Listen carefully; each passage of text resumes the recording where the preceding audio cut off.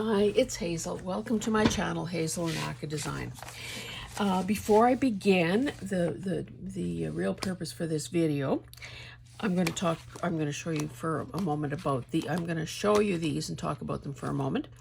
I'm also going to thank those of you who have submitted some suggestions as to what to name my mascot moose. I have to say, you guys are geniuses. I still am welcoming suggestions, but I'll just tell you, a couple of the more interesting or off-the-wall ones are Mickey Mouse, and of course that is sung to the Mickey Mouse song, and because I love you guys so much, I won't sing ever. Another one is Mitchell the Mascot Moose, Sir Moose-a-Lot, and Moodini. So keep those suggestions coming. Anyway, thank you. Let me begin by thanking you for being here.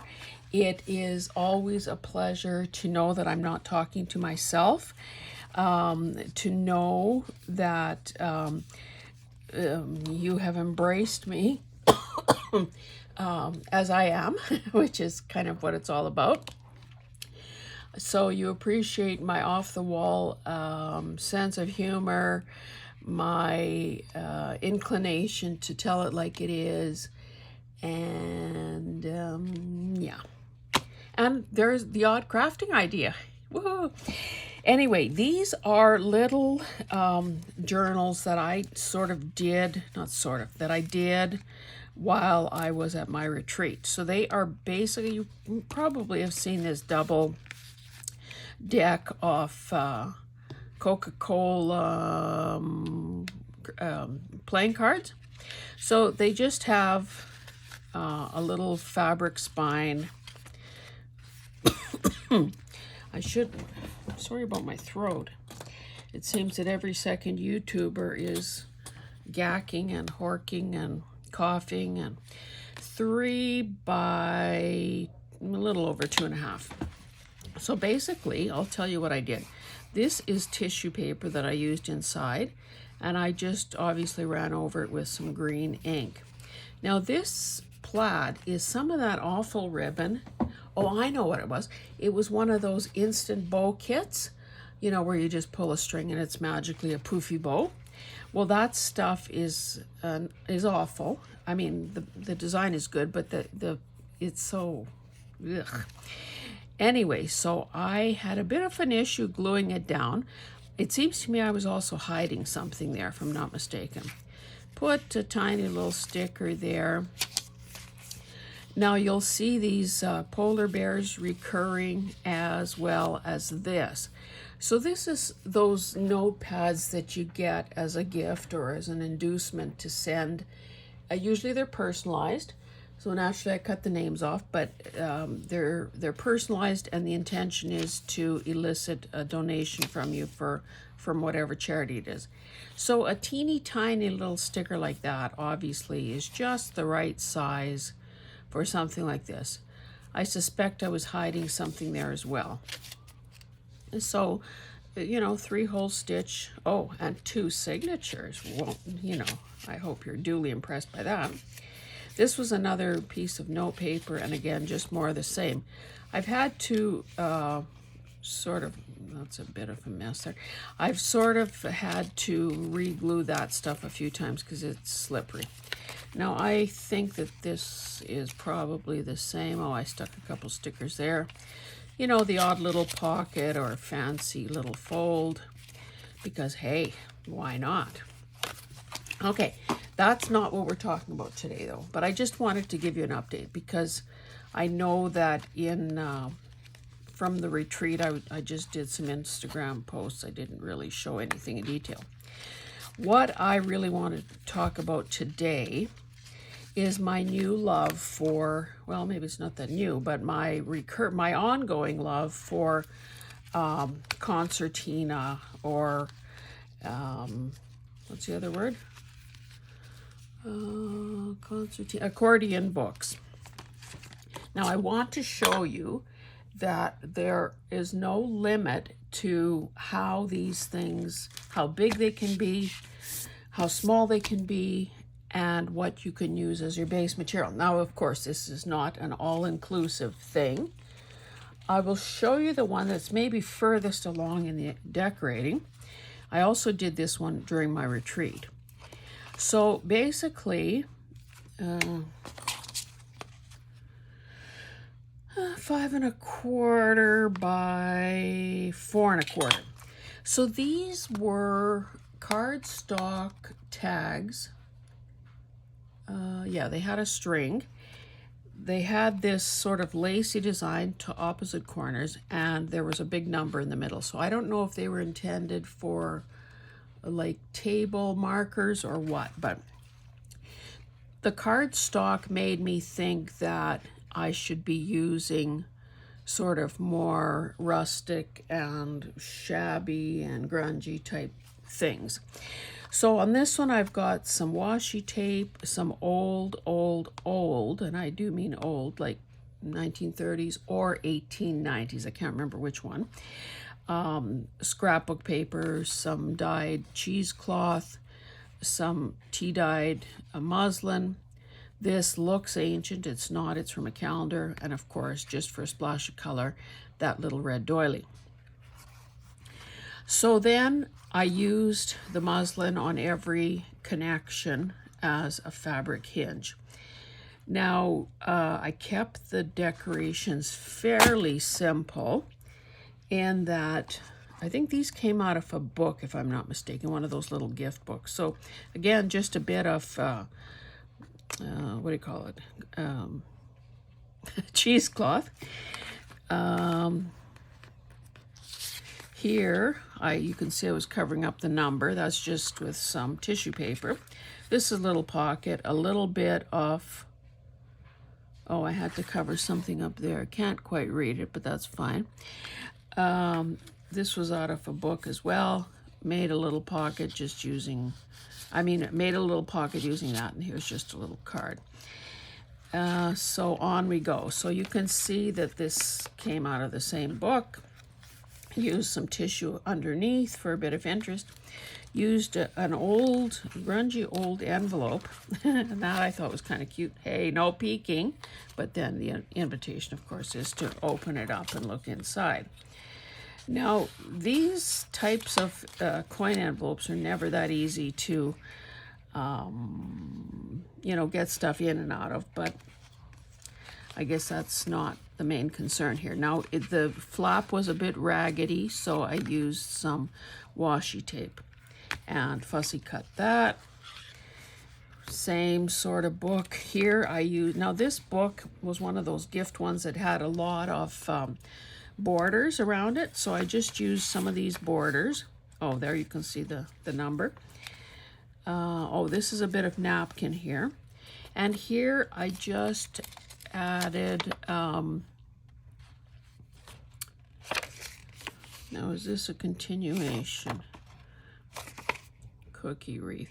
Yeah, so these, excuse me, these two little things are complete here. So it's not like I,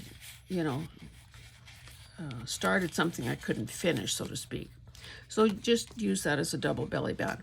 And then the back cover is another kind of beat up envelope, doily, cheesecloth, another fussy cut, skinny little, I have to say this really narrow washi is a bit of a pain to work with, but in this case is pretty attractive.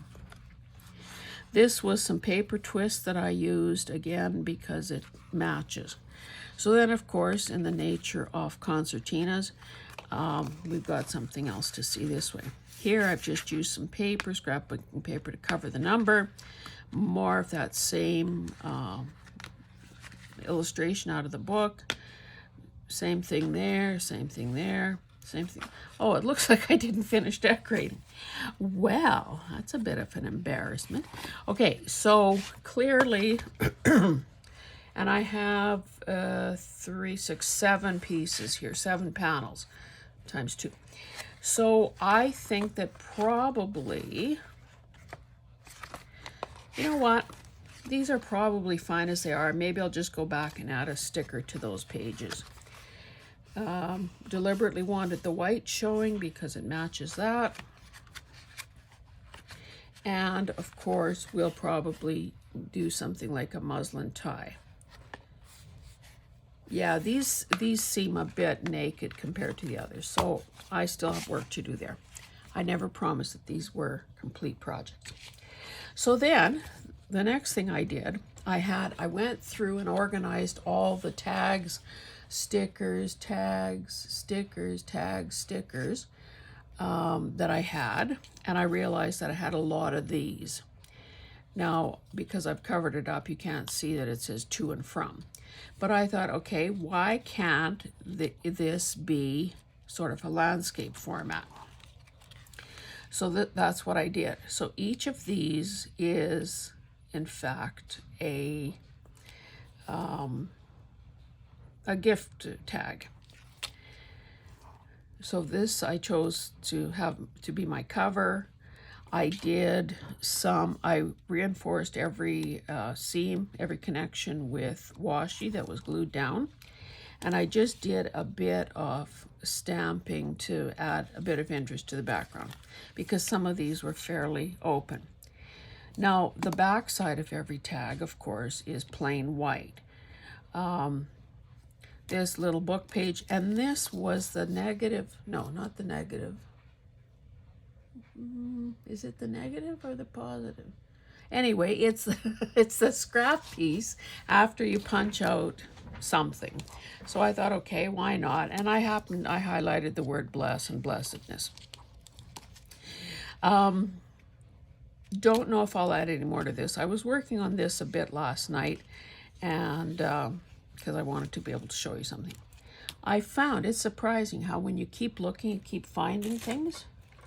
Probably not within reach here right this moment, but I found another little brass stencil. This one with 3 gifts on it. Now it's bigger than something else that I've used recently, but it's still nice.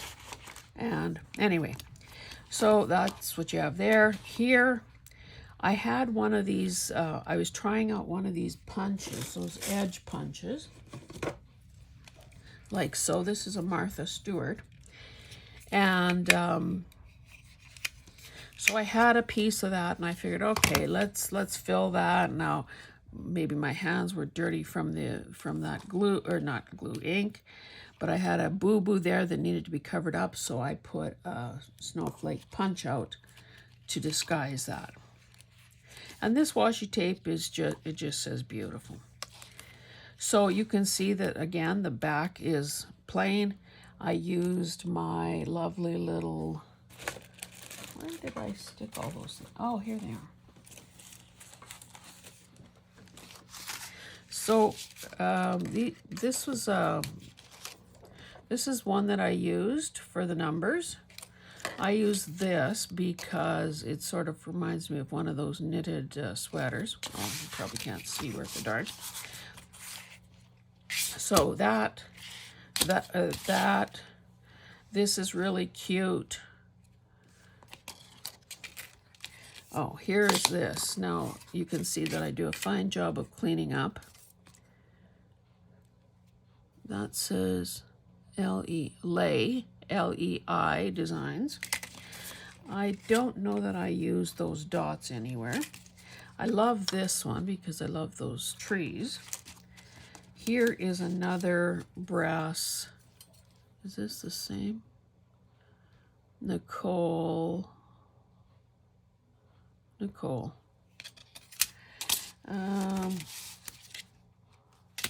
Oh, I also found these stencils that I probably must have been a thrift store purchase. They're, you know, a bit maybe, I was going to say childish, but, you know, simplistic. So I used the holly. I used the snowman. I used some of those stars. And this is the one that I use the most because these are all very cute. But because they're so close together, I had to mask them off so that I wouldn't be getting, you know, other things. So stocking, bell, candy, gingerbread boy, another bell, those things, and then the word Christmas. I didn't use this music, and I didn't use whatever this is. Okay, so that's the story there.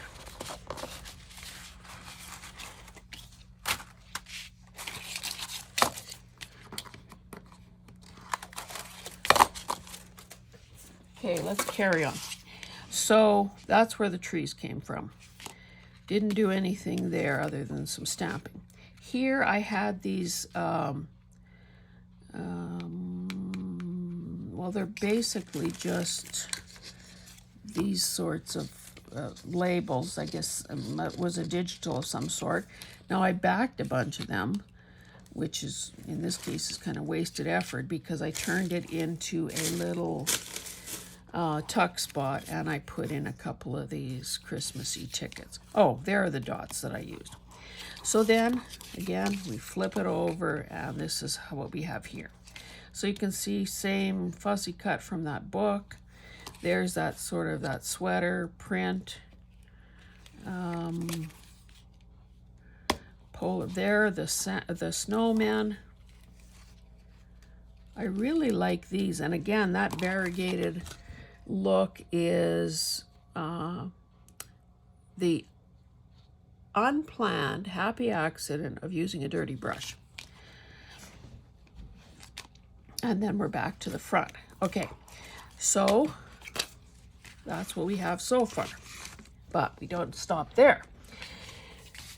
Then on this one, got baker's twine holding it. I thought, okay, well, why can't it go like so?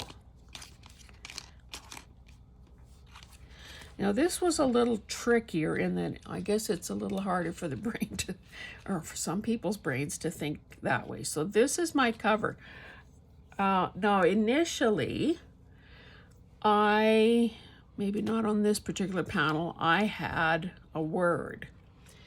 Now we know that words are automatically going to out us if we've put them the wrong way. So then I just kept it fairly generic. Tissue, stamping, washing, and reinforced all the seams with this polka dotted washi. So then,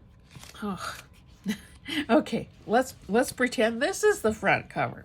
So similar here, some stamp that holly can go up or down. There's no saying which is right or wrong.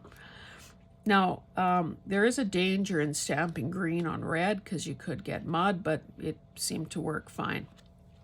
Did use a bit of this glittery washi just for a bit of interest.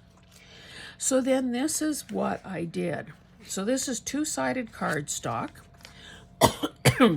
And, you know, again, there's very little space to do any writing here. But I just kind of love the way it, or maybe I'll hold it this way. I just love the way it sort of is so bright and festive and busy and so on. So the very first thing I did was using that stencil, did the candy, the bells, those, whatever they are. The gingerbread boys are so cute, and I did have to add, I had to give them features. The snowflakes, I don't know why I love those so much. Again, maybe because it's kind of bold.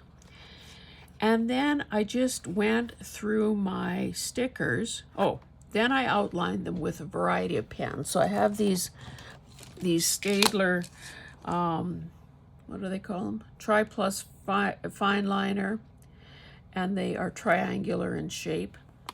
Very fine. I think there are about 12 different colors, so I was able to find most of the colors I needed there. I also used one of my favorite pens. No, not that one. Well, it doesn't matter, but it's... No, I don't know. This is I love this pen. It's a Pentel Energel liquid gel ink, but why I had to Scotch tape it together, I'm not sure. But I love writing with this thing. It doesn't hurt one little bit that it's purple either. So I basically outlined the stamped things with a contrast, typically a dark, oh, I didn't do Christmas, typically a darker or contrasting color so it would show. You can also see that I used very narrow washi here, again, because I'm really disliking it and I want to use it up. And I glued it all just because otherwise it won't stick. So you can see that these, I tried to put a sticker or something glitzy on virtually every panel. So that is that. Now the other side was a wee bit more challenging in that it, with that red background, the stamping wasn't quite as crisp and clean. Higher contrast sticker there, same thing there, you know, just bits of washi. I don't know, to be honest, if this is totally finished either. Like this one is not very easy to see, so maybe that needs a little help there.